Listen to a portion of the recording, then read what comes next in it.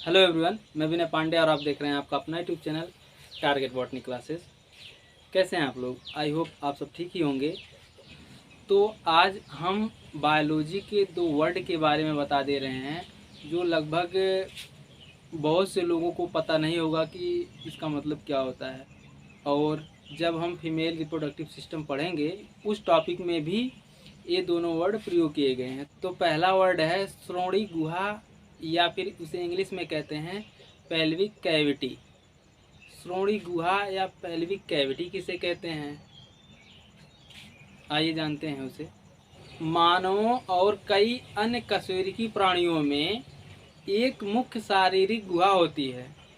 श्रोणि गुहा के अंतर्गत sex organ और मूत्राशय, जिसे इंग्लिश में कहते हैं यूरिनरी ब्लैडर, और रेक्टम, जिसे हिंदी में मलाशय कहते हैं, ये महत्वपूर्ण अंग जो होते हैं श्रोणि गुहा के अंतर्गत या पेल्विक कैविटी के अंतर्गत आते हैं। ओके।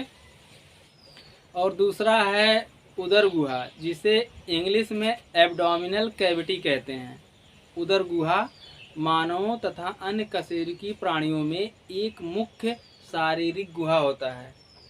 यह उदर क्षेत्र में वक्ष गुहा से नीचे तथा श्रोणि गुहा से ऊपर स्थित होता है। आसान भाषा में बोले तो श्रोणि गुहा या पेल्विक कैविटी के ऊपर और चेस्ट यानी छाती के नीचे के सभी अंगों को मिलाकर के उदर गुहा बोला जाता है। ओके। और श्रोणि गुहा के अंतर्गत सेक्स ऑर्गन से रिलेटेड महत्वपूर्ण अंग होते हैं। ओके।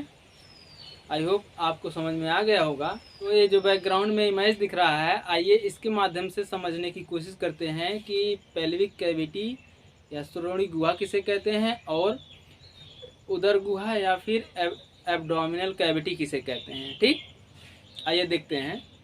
इमेज में देखिए, या उदर क्षेत्र में वक्ष गुहा या फिर थोरिक कैविटी, या फिर इसे आसान भाषा में बोले तो चेस्ट या छाती से नीचे, ठीक, छाती से नीचे, और श्रोणि गुहा या फिर इसे इंग्लिश में कहते हैं पेल्विक कैविटी के ऊपर तक के जितने शरीर में जितने अंग हैं सबको मिला करके उदर गुहा बोला जाता है। ठीक, उदर गुहा या फिर एब्डोमिनल कैविटी कहा जाता है। ओके। एब्डोमिनल कैविटी या फिर उदर गुहा में कई महत्वपूर्ण अंग स्थित होते हैं, जैसे आमाशय, जिसे हम पेट भी बोलते हैं, यकृत, पित्ताशय, तिल्ली, अग्न्याशय, आंतें, गुर्दे, अधिवृक्क आदि महत्वपूर्ण अंग शामिल होते हैं। ओके। वैसे ही श्रोणि गुहा या पेल्विक कैविटी में भी होता है। देखिए, ये नीचे जो है ये पेल्विक कैविटी है। पेल्विक कैविटी में जो है यौन अंग, यूरिनरी ब्लैडर या मूत्राशय, और मलाशय, जिसे इंग्लिश में रेक्टम कहते हैं, आदि जैसे महत्वपूर्ण अंग होते हैं। आदि जैसे महत्वपूर्ण अंग स्थित होते हैं। ओके। तो आज के लिए बस इतना ही। मिलते हैं नेक्स्ट वीडियो में, तब तक के लिए जय हिंद, टेक केयर, गुड बाय।